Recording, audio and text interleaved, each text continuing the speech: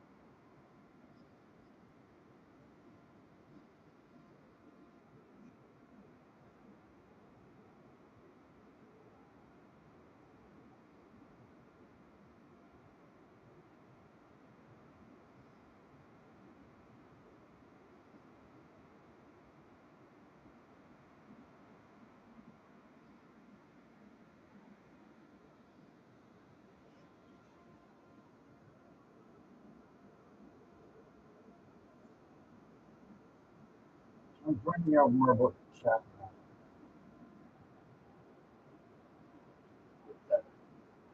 Which,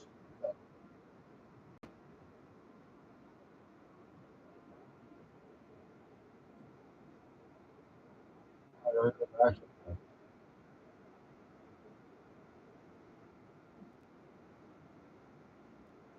Oh, really? I just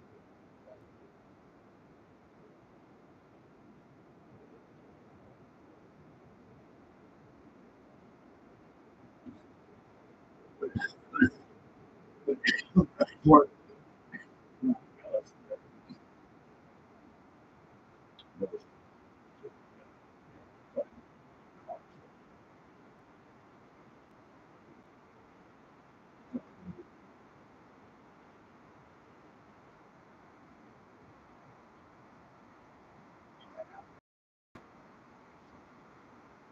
It was really kind of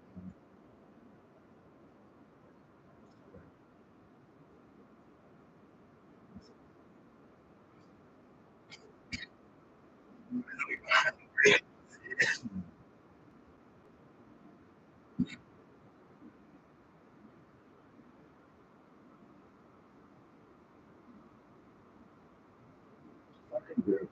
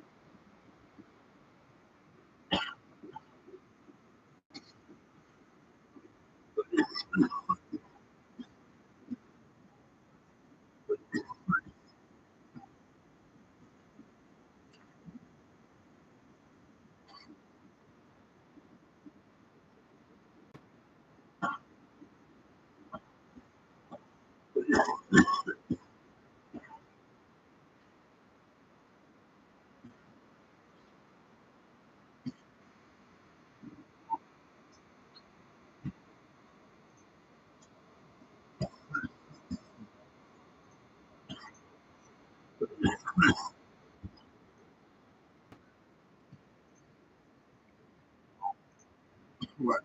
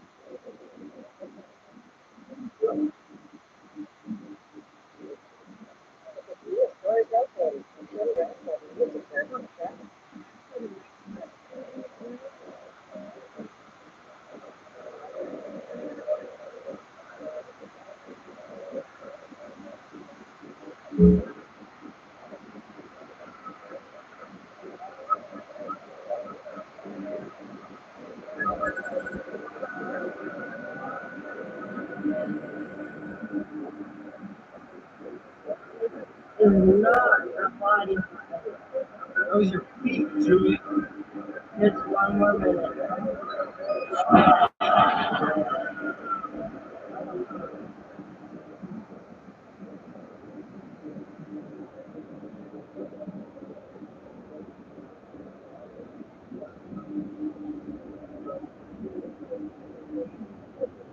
Welcome back to the Diamond Casino and Resort.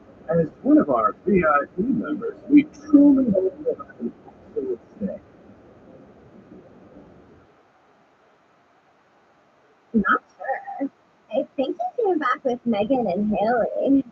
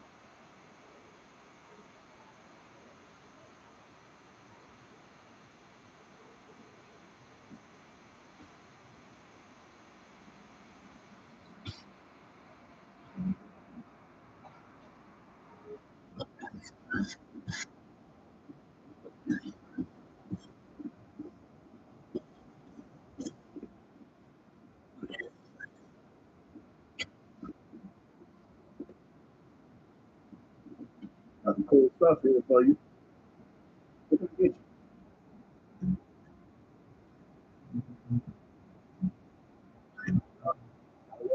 Get out. We got some mad help.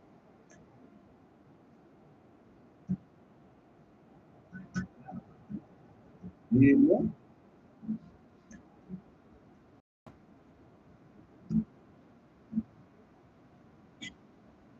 Hey, you got a man to look like she wasn't in all that stuff.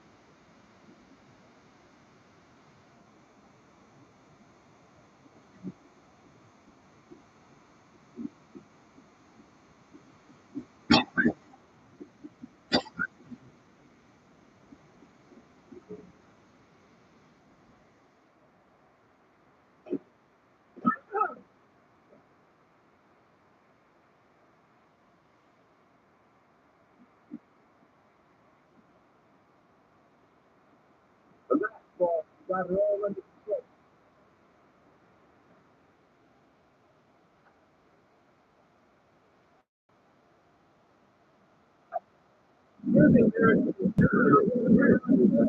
I know. How long an hour ago? I was working for 30, and I think I'm going to start driving, and it's pretty cool.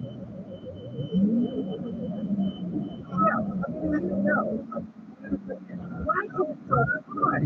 What nice people look nice people?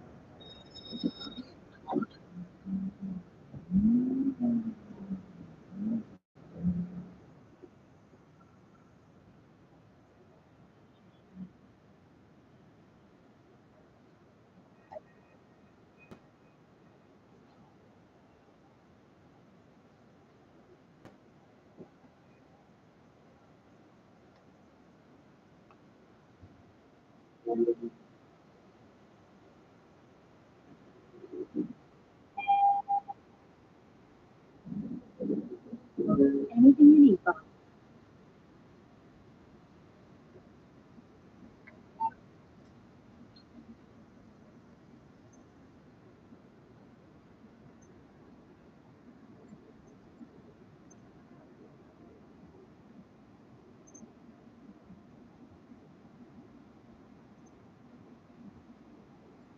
Our fearless leader.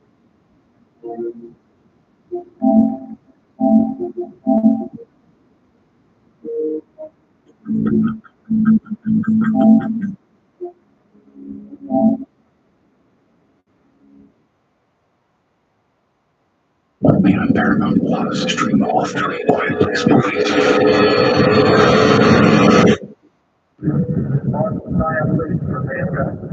While Armstrong and Aldrin take the historic first steps for mankind, Collins heads toward the dark side, or far side of the moon. It's technically not dark at all. We just call it that because we never see it. For the next 21 hours, Collins orbits the moon alone in the command module. Radio signals can't reach Collins without line of sight to Earth. So for 47 minutes of every lunar revolution, he's completely cut off from the rest of mankind. am alone now, truly alone, and absolutely isolated from any known life. I am it. If a joke were taken, the score would be 3 billion plus 2 over on the other side of the moon, and 1 plus God knows what on this side. Every time he's there, he loses all communication. Well, all human communication. In his headset, Collins hears an eerie sound.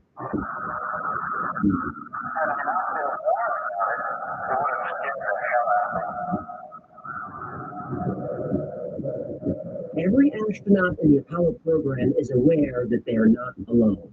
Apollo 10 launched in May 1969, and their radio picked up a strange signal on the far side of the moon. They described it as whistling space music.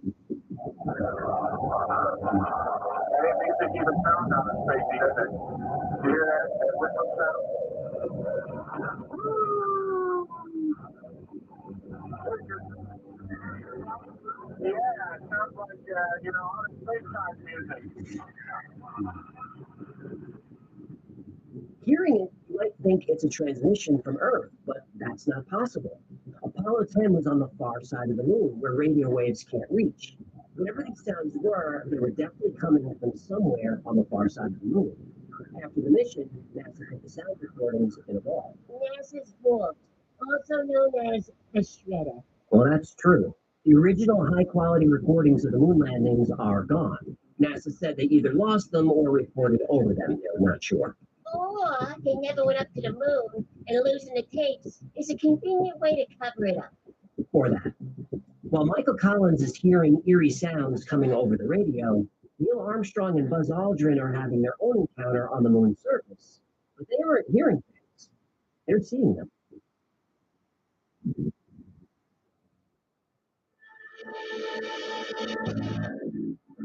NASA may have lost the tapes, but we still have transcripts of radio communications. There are hours and hours of conversations between the astronauts, ground control, even the President of the United States. But here's something strange. 2 minutes of radio communications are missing. Yeah. But we do have the transcripts of those minutes. And the transcripts explain why the audio is missing. The astronauts definitely saw something on the moon.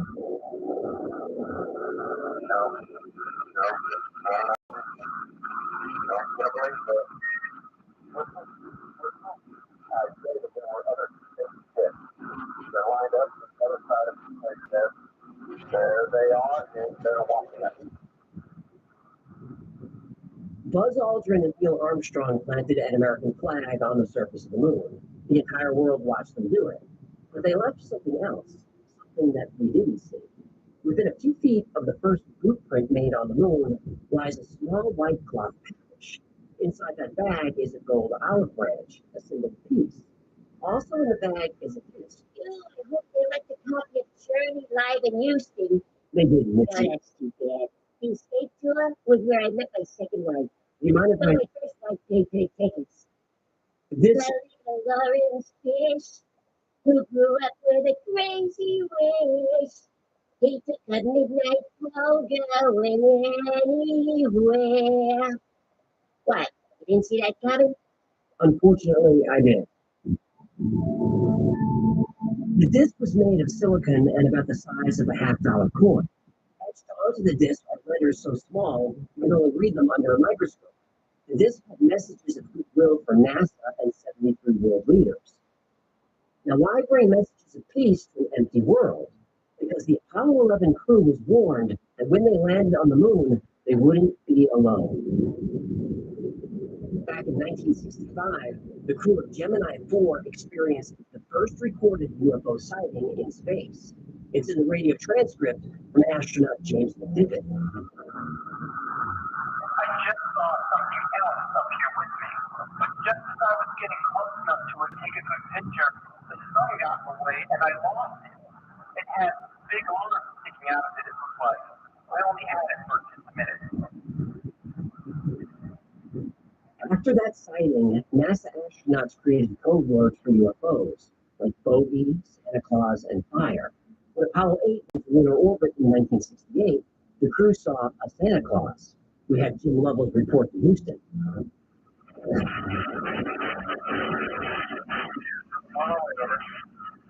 Oh, boy. Last there.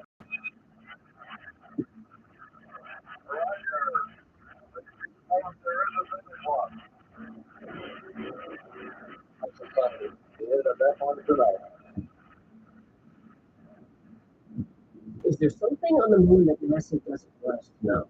The answer, of course, is yes. Do we know what they're hiding? Well, thanks to a few whistleblowers, that answer is also yes.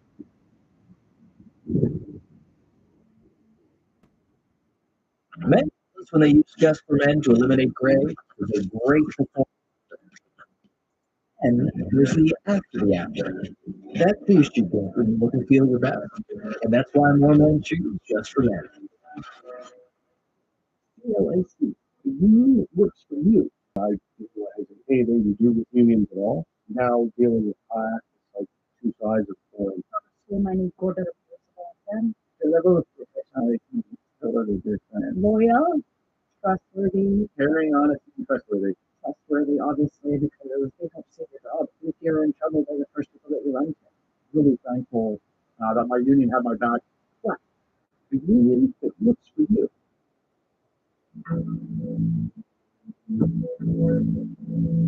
It was 1965 when Airman Second Class Carl Wolf was summoned to NASA's Lunar Orbiter Project facility. He was in a hangar surrounded by scientists. But what struck him was these scientists weren't just from NASA or just from America. They were from all over the world. And the first thing I thought to myself, if this is NASA, what are all these foreigners doing here? What are all these people from other countries speaking other language? Didn't make any sense to me.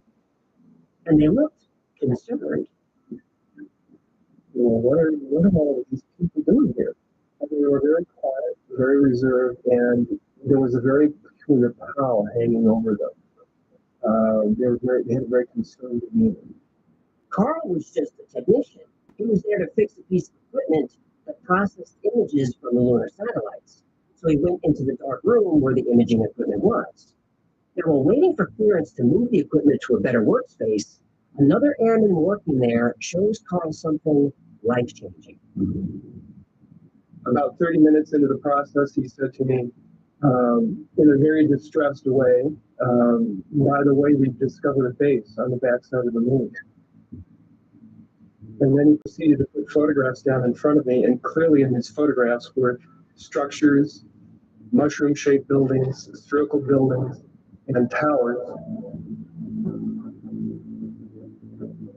So Carl finishes the job and goes home. He was excited to learn more about these moon bases on the evening news. That news report would never happen. Then Carl realized there was a cover-up, and he was part of it. So he blew the whistle and started doing interviews. During a national press conference in 2001, he said he was willing to go before Congress under oath. And I will testify under oath before Congress that what I'm saying is the truth. He never got to testify. No, here we go. Police say he's alive and well and didn't die in a mysterious unsolved case with no suspects. No, he died in a mysterious unsolved case with no suspects, didn't he? While on a bike ride near his home, Carl Wolf was hit by a truck and killed. Son of a bitch. But Carl wasn't alone. Dr. Ken Johnston also knew NASA was lying. From 1969 to 1972, Johnston worked with NASA as an aerospace engineer at their Lunar Receiving Laboratory. If something came back from the moon, he helped catalog it, including photos taken by the Apollo astronauts. And what he saw was stunning. There were photos of alien cities and ancient machinery. There were ruins, domed buildings, stone towers, and objects that seemed to defy gravity. A supervisor asked him to destroy all the photos of the moon's surface. Johnston did, but he secretly held on to one set of pictures. After he came forward in 1995, Dr. Johnston was dismissed and never worked for NASA again. Donna Hare is another former NASA employee who received clearance. I was talking to him in text, and he drew my attention to a photograph, the man's photograph. It had a dot on it, And I said, what is that? Who drew my attention to it? And I said, is that a dot on the emulsion? And he's smiling and he has his hands crossed. And he said, round dots on the emulsion don't leave round shadows on the ground. She said that NASA scrubbed UFO and alien anomalies from their photos, sanitized for our safety. And by its nature, UFO, and I wanted to clarify that to the gentleman that was talking to me, it means unidentified. So I did not know what this was. But I realized at this point that it's very secret, that it was kept secret, because I asked him, what are you going to do with this piece of information? And he said, we always airbrush these out before we sell them to the public. Robert Dean was a U.S. Army major who worked for NATO. In 1964, he saw a report called The Assessment. This report covered an alleged 1961 UFO incident with dead aliens. Dean claimed that NASA destroyed 40 rolls of film from the Apollo missions. Some of the saved pictures are of cigar-shaped objects seen by Neil Armstrong. There's a picture of a disc the astronauts saw as they orbited the moon. There are also pictures of huge buildings in the Landsberg crater. The astronauts in orbit above the moon were particularly fascinated by the Landsberg crater. There was construction going on. There were gigantic facilities in the crater up there, so they were specifically delegated and assigned to photograph Landsberg to see if they could figure out what the hell was going on down there. While they were looking at Landsberg, this object happened to express interest in them and flew by. These were the pictures of objects that appeared outside the astronauts' windows. Time and again, mysteries of the far side of the moon were discovered and documented. Time and again, they were suppressed. Time and again, brave witnesses have come forward to expose this suppression. Time and again, many of those witnesses died before they could testify.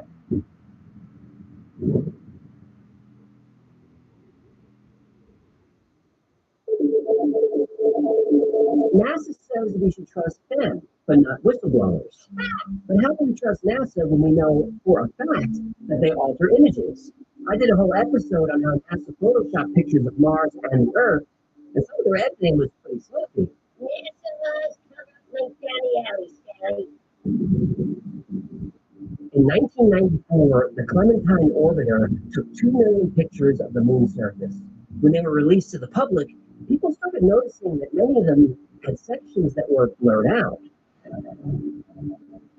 Here's an image of this human crater. Clearly, something is being censored. When other images of the crater were overlapped, compressed, and compared, it became obvious that something was there.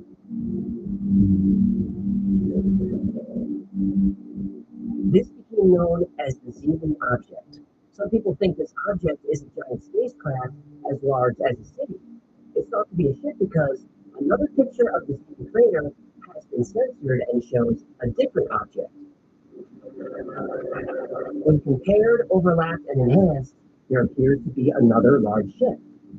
Now, don't bother looking for the censored images on NASA's website. They're gone. Other anomalies have been spotted like giant footprints. Scientists have tried to explain them away as meteor impacts, but that's probably not what they are. These structures that we see stretching over tens of kilometers across the lunar surface do not appear to be related to impact triggering processes. Pyramids have been found on the moon's surface, obelisks and mile-high towers. As recently as 2021, China's moon rover took a picture of what's been called a mystery hut. NASA has explanations for all of these. They're tricks of the light, or pareidolia, where your mind sees an object in randomness, like a cloud shaped like an animal. Now, of course, we could know for sure if we would actually visit these structures, but there doesn't seem to be an appetite for that. Before the lunar missions, both the US and Russia planned to establish military bases on the moon. The original plan for the moon was not exploration, but weaponization. The US called its plan Project Horizon. And let me know if you want to see a full episode about this. It's pretty intense. So in the 1950s, getting to the moon was a major priority. We choose to go to the moon. We choose to go to the moon.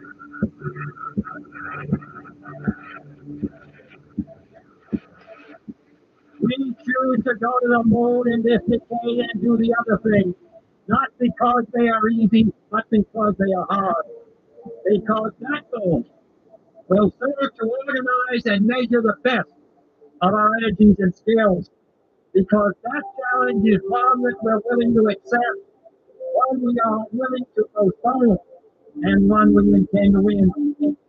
Ignition sequence 5. In the 1960s, both the United States and the Soviet Union scrambled to get a man on the moon.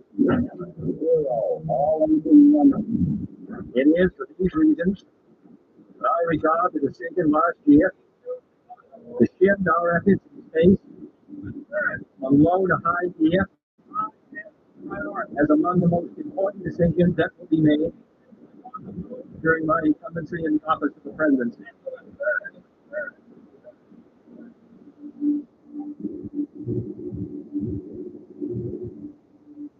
The U.S. got there first.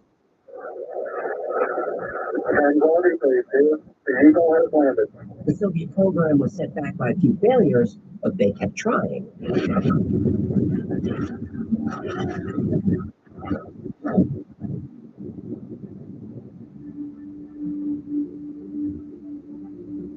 Apollo 17 was the last manned mission to the moon. That was December 1972. Although more missions were planned, the United States canceled them.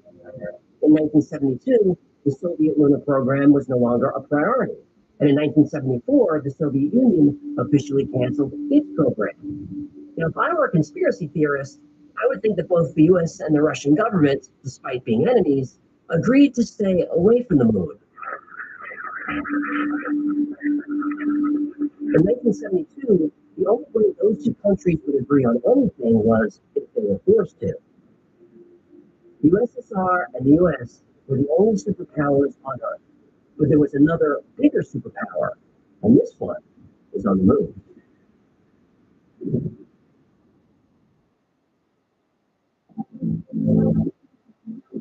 Astronauts of the Apollo missions hearing and seeing things, faces on the far side of the moon, whistleblowers uncovering proof. This story is full of wild claims, but let's break it down. The transcript of Apollo 11 seeing spaceships on the moon is unofficial, meaning probably fake.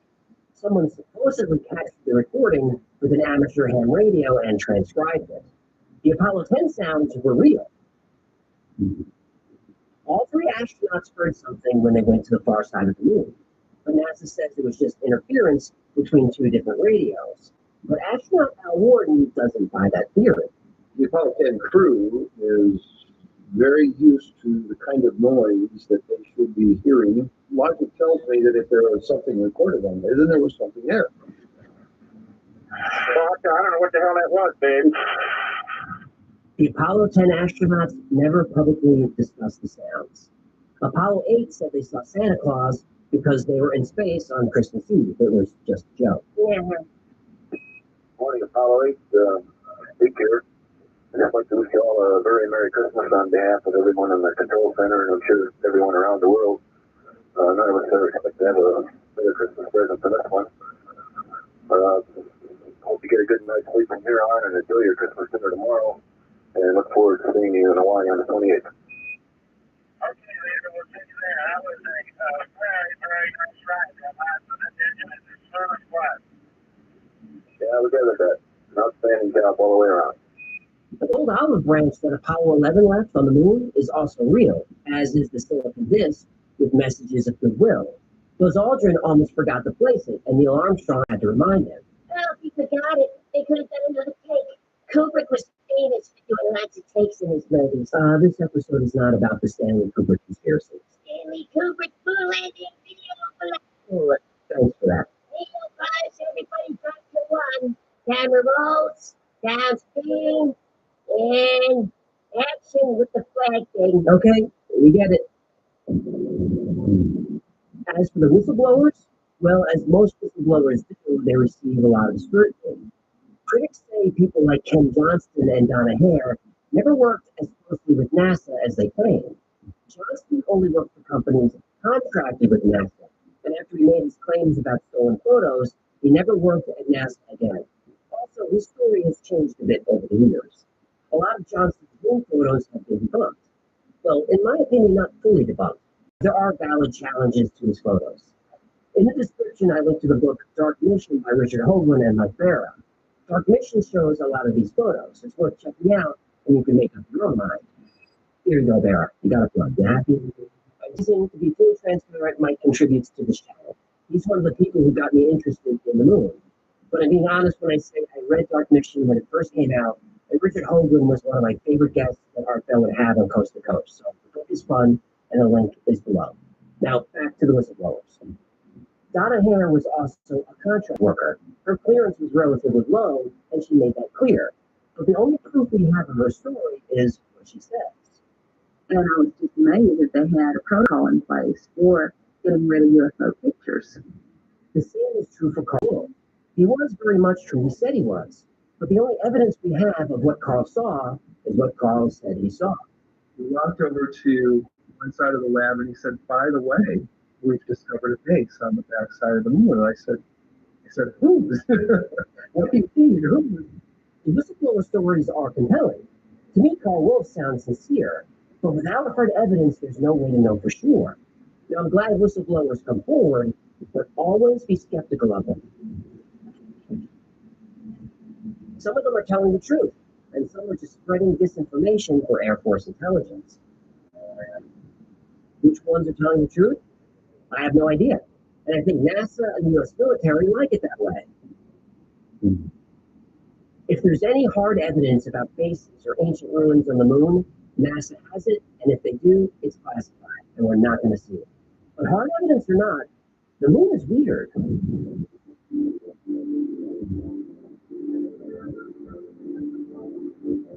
No matter how wide a crater is, the depths are pretty uniform.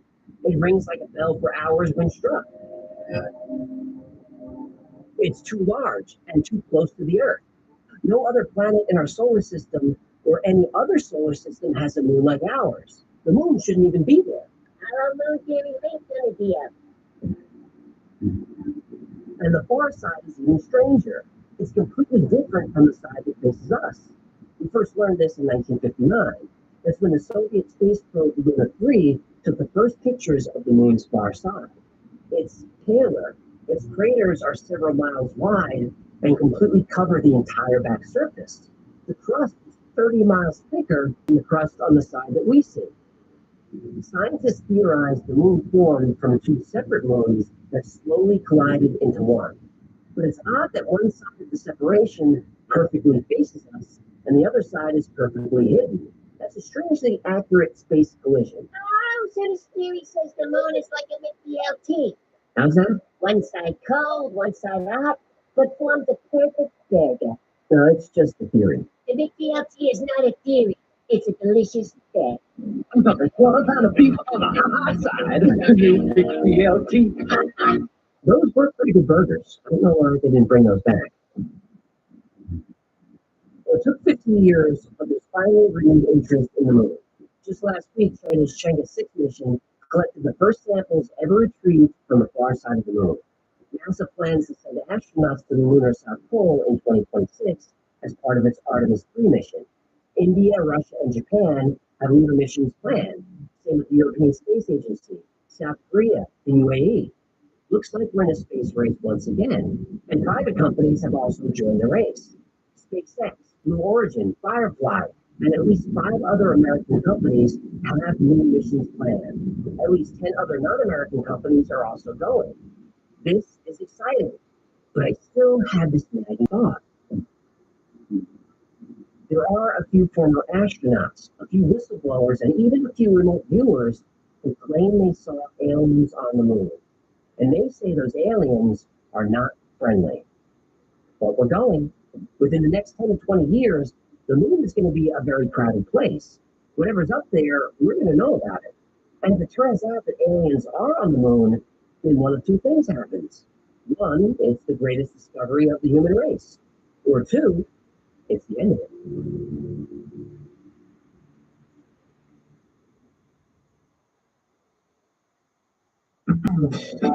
Thank you so much for hanging out with us today. My name is AJ, that's Echofish. Wow, you spicy meatball. This has been the Y Files. Get fun or learn anything, do him a favor, subscribe, comment, share, like. That stuff really makes me happy. Like most topics we cover on the channel, today's was recommended by you. So if there's something you want to see or learn more about, go to yfiles.com/tips. And remember, the Y Files is also a podcast. Twice a week, I post deep dives into the stories we cover here on the channel. I also post episodes that wouldn't be allowed on the channel. Those are called unredacted. Anyway, the podcast is called, wait for it, the Y Files Operation Podcast. It's available everywhere you get your podcasts. In between episodes, if you need more Y Files in your life, and not everyone should have more, but some people need it, check out our Discord server. We're over 50,000 members over there. 24/7, there's someone talking about the same weird stuff that we're into here. It's a great community, it's a lot of fun, and it's really joy. And if you want to know what's going on with the Y Files at any given time, check out our production calendar. It's at theyfiles.com/cal. We post our episode schedule, podcasts, live streams, everything.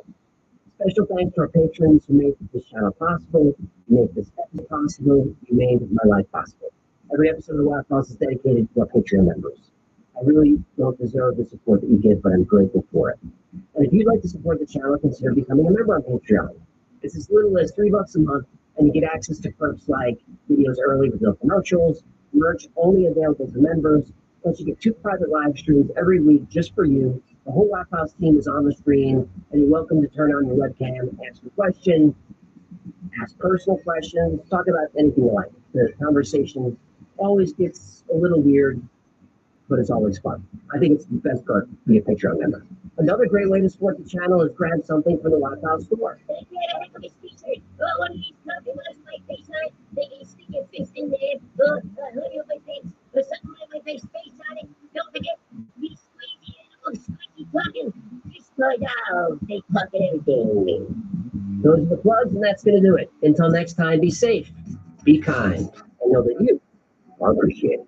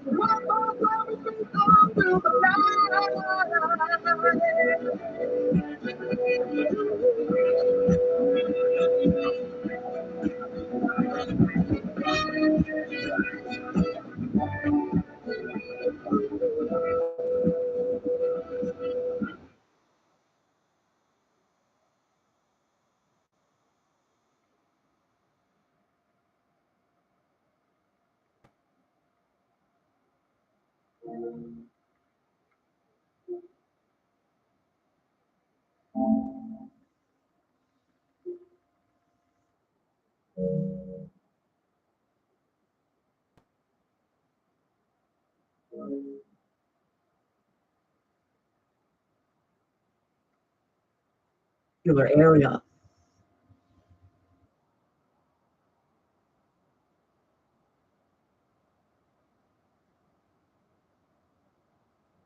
What was